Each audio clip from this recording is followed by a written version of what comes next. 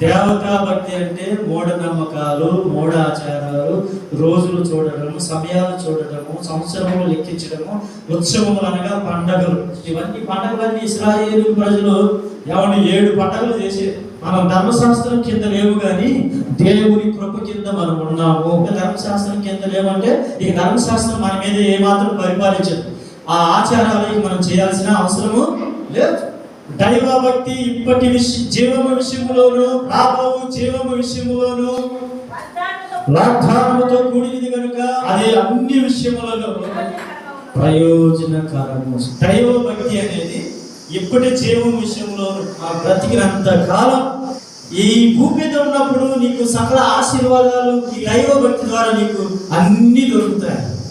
నువ్వు మరణించిన తర్వాత ఈ దైవభక్తి నిన్ను రేపు ప్రభు ఎదుట నిలబెడుతుంది. అందుకే మనం ఈ దైవభక్తి చేయాలి.